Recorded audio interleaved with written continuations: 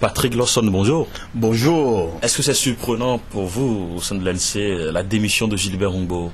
La démission de M. Humbo n'entame en rien la détermination des populations togolaises. Et c'est ça qui est important pour nous. Ce mercredi 11 juillet, nous avons appris, comme tout le monde, la démission du Premier ministre Gilbert Humbo et de son gouvernement. Pour l'Alliance nationale pour le changement, nous constatons tout simplement qu'au lieu de prendre la mesure des réelles attentes des populations togolaises, en favorisant le règlement juste et durable de la crise qui mine notre pays depuis des décennies, le régime RPT poursuit sa fuite en avant et tente une fois encore de distraire l'opinion nationale et internationale en révélant au grand jour les rivalités et les contradictions internes au RPT uni. Et ainsi donc sont parvenus aujourd'hui à faire démettre Humbo. Mais M. Patrick Lawson, ce n'est pas une destitution, c'est une démission de Gilbert Humbo lui-même. Il a déposé la clé et il est parti de la primature. Comment est-ce que vous comprenez cette attitude justement de Gilbert Humbo? Mais c'est parce qu'il y a un gouvernement à deux détentes. Et je crois qu'il ne s'y retrouverait pas. D'autant plus qu'il finit par se rendre compte que ces rivalités et ces contradictions internes commençaient ou ont fait de lui le bouc émissaire dans le piétinement d'un possible dialogue politique aujourd'hui.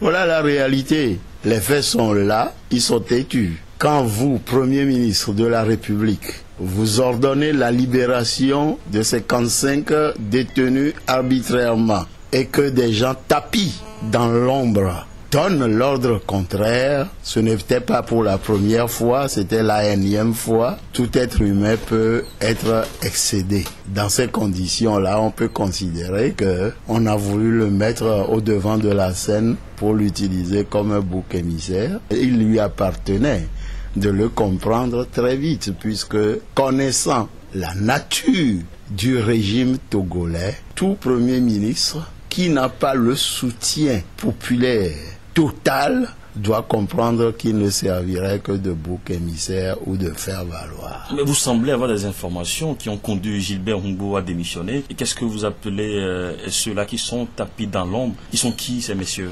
Mais c'est un petit nombre d'officiers. Personne n'a peur de le dire.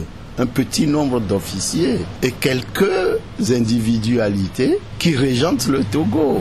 Sûrement avec l'accord du chef de l'État qui n'a point besoin des hauts cadres onusiens ou d'où qu'ils viennent, mais qui a besoin de ceux qui sont capables de mettre à tout moment le fusil sur la tempe des récalcitrants. C'est ceux-là qui gouvernent le pays. C'est ceux-là qui sont à la base de la torture ou des tortures. C'est ceux-là qui sont concernés par les recommandations contenues dans le rapport de la CNDH. Tout le monde les connaît. Vous ne donnez pas de nom, hein, M. Patrick Lawson? Oh, tout le monde parle de M. Massina et de M. Titikpina prioritairement. Il y en a sûrement d'autres. Donc, ce sont ces problèmes-là qui sont sur la table. Et pour l'ANC aujourd'hui, nous exigeons que le régime prenne la mesure de la situation et que dans ces conditions, le RPT prenne conscience qu'il a l'obligation de créer les conditions d'un tel dialogue et d'organiser de concert avec le CST la conduite des étapes nécessaires, notamment la satisfaction des exigences exprimées par le CST dans sa lettre en date du 28 juin 2012 en réponse à l'invitation du gouvernement pour un dialogue. Savoir justement la libération des 53 jeunes détenus arbitrairement, la restitution de nos matériels de meeting, de son, etc. De même que le temps pour nous d'atterrer ceux qui ont été tués pendant ces manifestations et sur le compte de qui on raconte encore des histoires. Que Dieu nous pardonne. Il y a déjà ça. Ensuite, il y a la question du règlement des questions liées aux recommandations des rapports de la CNDH et de la CVJR, ainsi que celle des 9 députés révoqués de leur mandat parlementaire. Et aujourd'hui, on nous parle de l'organisation de nouvelles élections législatives, alors que cette réparation n'est encore faite.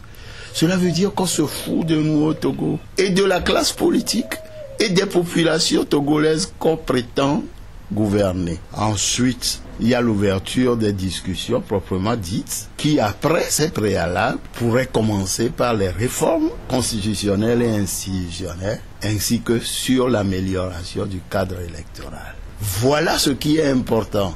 Mais en le faisant, il faudrait qu'on s'assure de la mise en œuvre complète des conclusions qui seront issues de ce dialogue. C'est là où on s'est toujours fourbé. Et nous sommes sur nos gardes. Cela ne suppose pas que nous prétendions rentrer dans un gouvernement.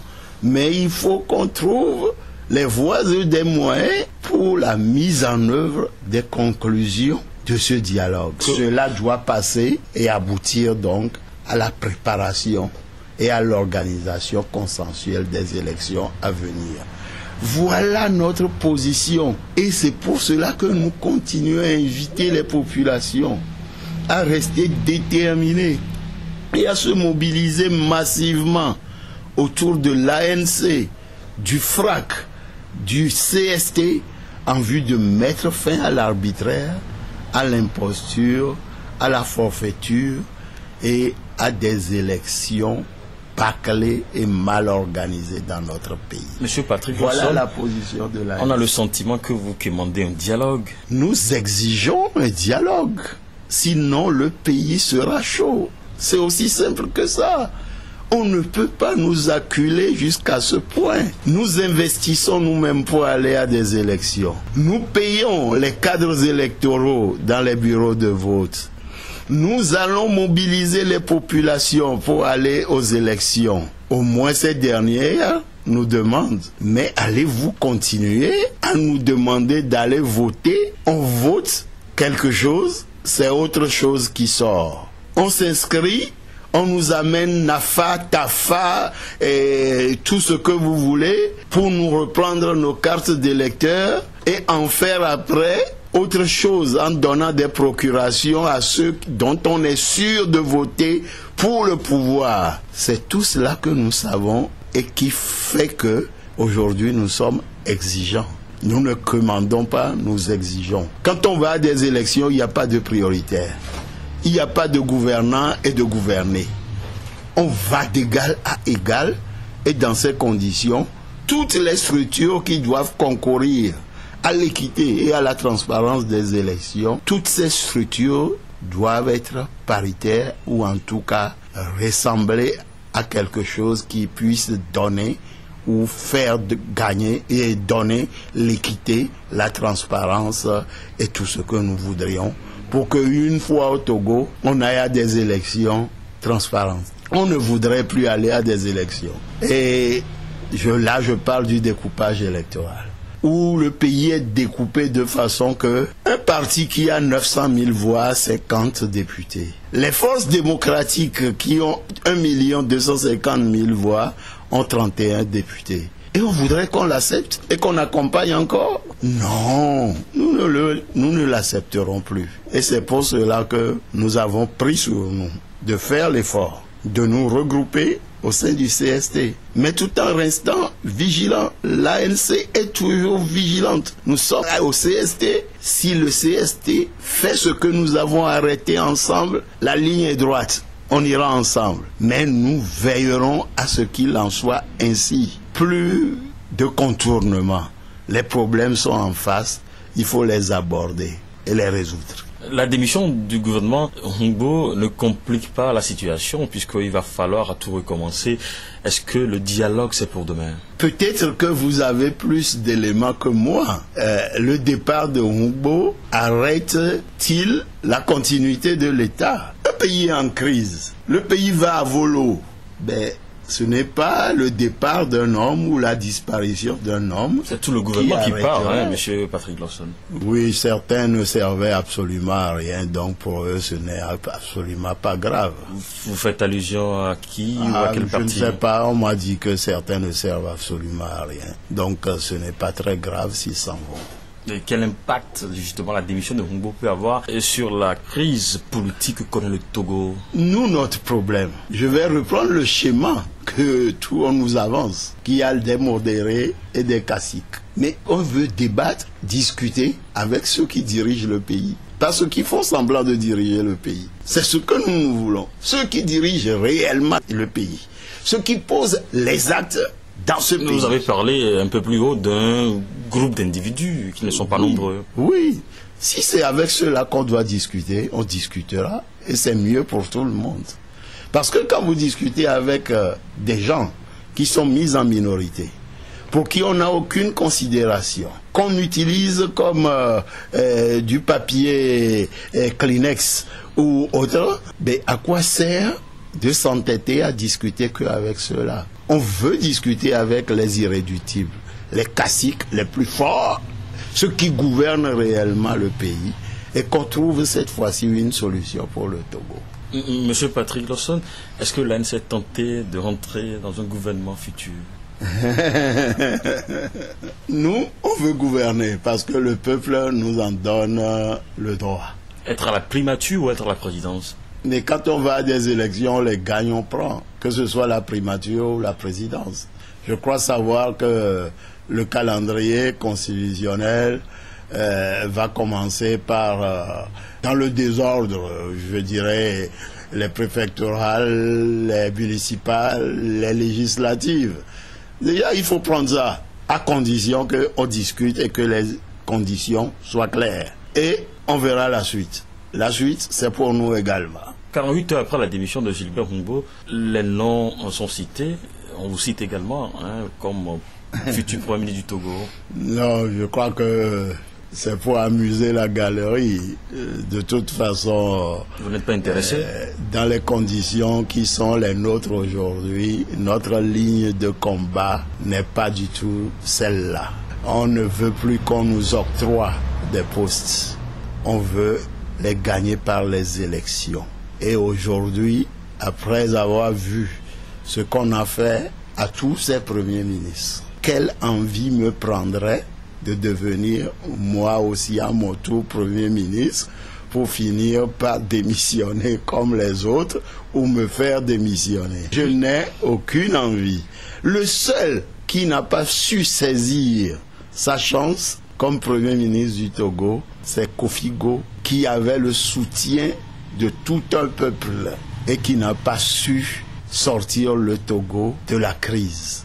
Mais être nommé Premier ministre dans les conditions qui sont les nôtres aujourd'hui, cela n'est pas dans la ligne de mon parti, cela n'est pas dans mon comportement d'homme politique aujourd'hui, à l'heure où je vous parle. Monsieur Patrick Lawson, de plus en plus, vous personnellement, on vous sent dur vis-à-vis du pouvoir. Mais écoutez, même quand vous avez votre fils ou votre fille à la maison, que vous essayez de comprendre, avec qui vous engagez tout le temps des discussions, mais vous constatez que à la fin, il n'y a aucun changement, bien au contraire, on vous prend pour un bouffon.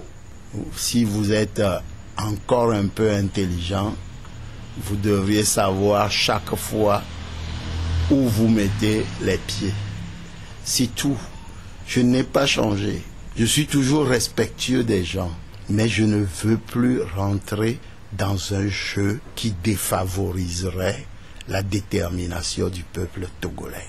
Voilà ma position. Elle est personnelle, elle n'est dirigée contre personne, mais voyez vous-même. Pas plus tard que dimanche passé, le président national de l'ANC, rentrant d'un voyage, les militants sont allés l'accueillir.